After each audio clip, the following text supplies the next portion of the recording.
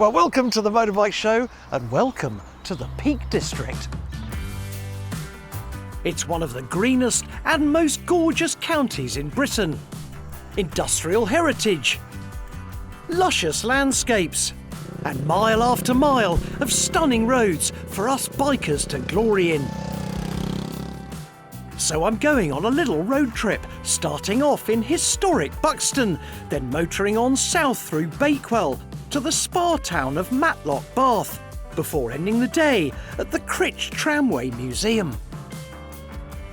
Well, that's where we're going, but as ever, what are we going on? Well then, how about this?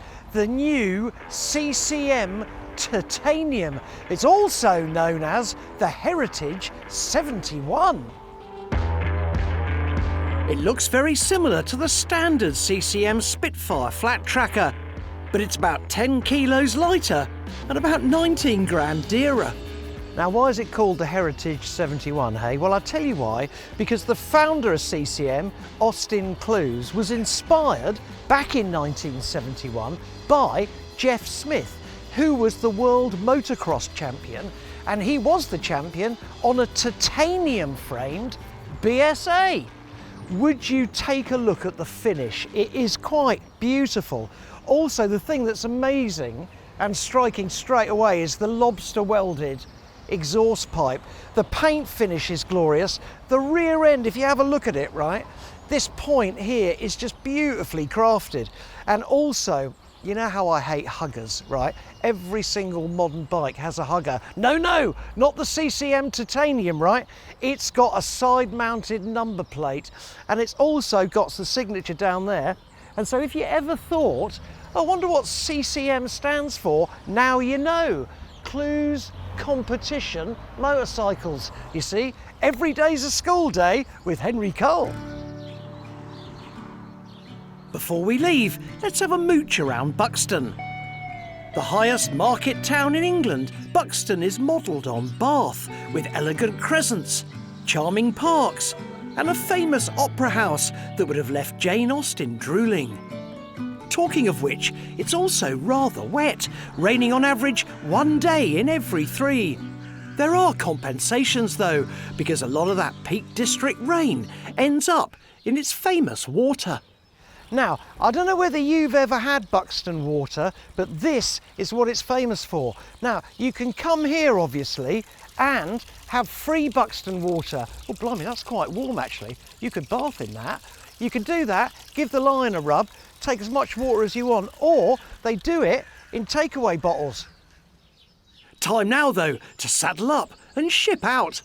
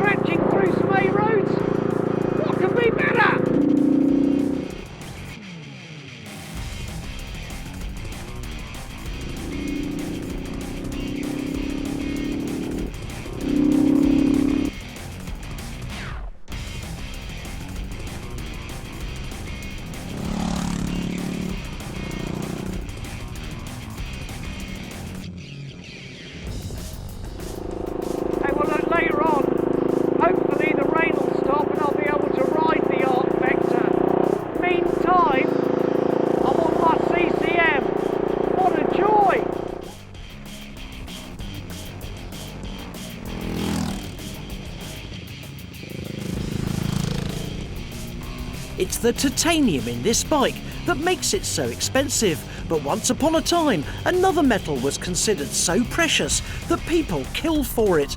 Not gold, not silver, but lead.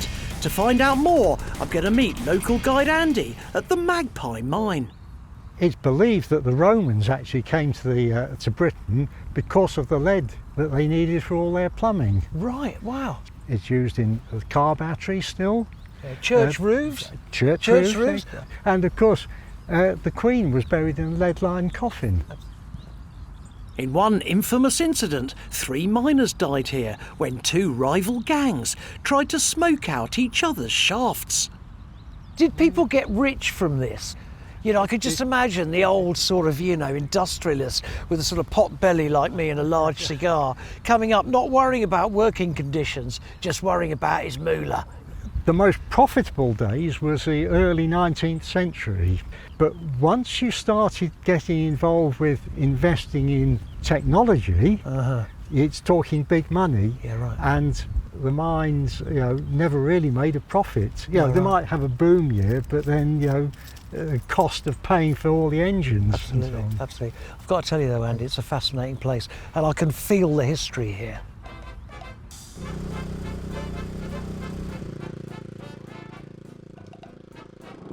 Hey, well, welcome back to my ride through the Peak District on the CCM, and life just gets better and better. So we're coming into Bakewell now for our next stop.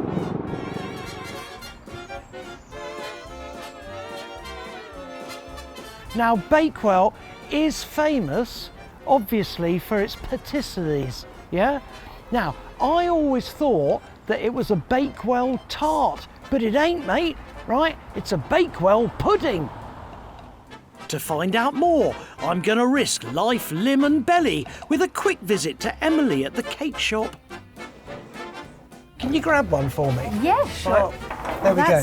So that, right, is a Bakewell tart, isn't it? Right? But more surprising is a Bakewell pudding, which Emily's going to get for us now, aren't you, Yep. Emily? So, Okay. there's your pudding. Wow, that's a tiny little one. Now, what's that made of? That is a puff pastry base with jam and an almond custard filling. What sells best, the pudding or the tart? Well, they both have around about the same amount of popularity, both of them. Oh, do they? Yeah. Do they? Okay, all Yeah. right. So you're either having a tart or no, you're Pudding. either having a tart or a pudding. All I do know is that if my wife saw me eat either one of those, I'd be in a lot of trouble. So Yeah. if it's all right with you, Emily, I'll take both these and nip out there. See ya. Okay.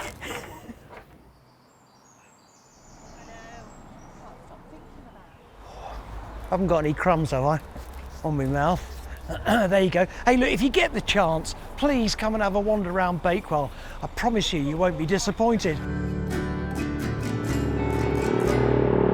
Now, I know I keep saying it, but this is the perfect bike for these roads. Oi, oi. Just look at the views. It's stunning, man, it's stunning. I've given up worrying about the price tag. All I can say is that this is a day I'll remember forever.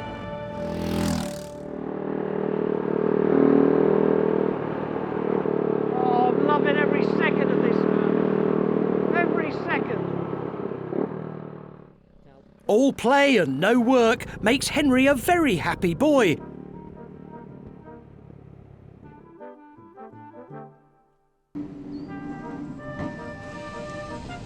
Set up in a derelict limestone quarry, it's the world's biggest tram museum with a fleet of 60 trams operating within a recreated period village. Now there's a building over there, right, that a volunteer moved brick by brick from Stoke-on-Trent. Would you believe that? Doctor Who's arrived as well, right? So you got a TARDIS here. And obviously the ubiquitous trams. I have to tell you, I think I've been transported back to kind of sort of the Victorian era. Now Amanda's there, right? You can tell it's Amanda because she's got a badge which says Amanda on it. And there's Kate there as well because Kate's got a badge on, and they're going to tell us all about it while we get aboard the tram.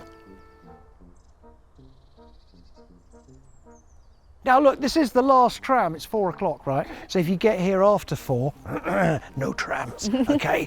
But we've got the last one, haven't we, Alan? We've got the last one Yeah. indeed. Come on, do we get aboard now? Yes. Kate, come on, Yeah. Amanda, let's Get on. which Get way on. do I go? Round here? Round here. Always get All on right. at the back.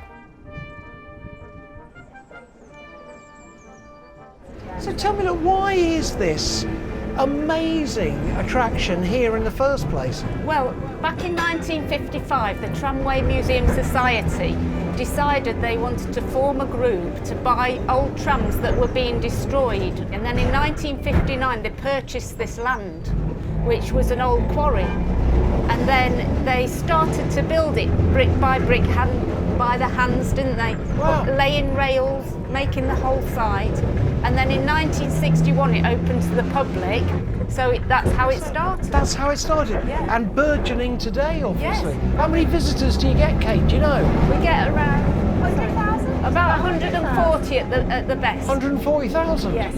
Do you know what? I can see why, man. I mean, as an old biker, I love all this kind of stuff. Do you know what I mean? Yeah. It takes me back to a day where, I don't know, life's just seemed a little bit more simple. I'm sure it was really difficult to live in, but just for me looking back, you know, it's just, I mean, the future terrifies me. And so I revel on a daily basis in the past. Do you know what I mean? Before I start reminiscing about slide rules, Morris miners and Toad in the Hole, you'll be pleased to hear that this particular tram ride is just coming to a stop.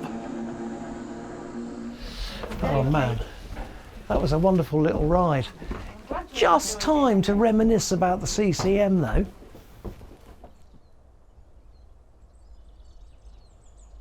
Can we just start with the things that I don't like about it, right? The first thing, I just want a key, please. Please, just a key would help rather than this fob. How many times have I put my gloves on, got everything sorted out, and then where's the fob? Do you know what I mean? That's the first thing. The second thing is the side stand.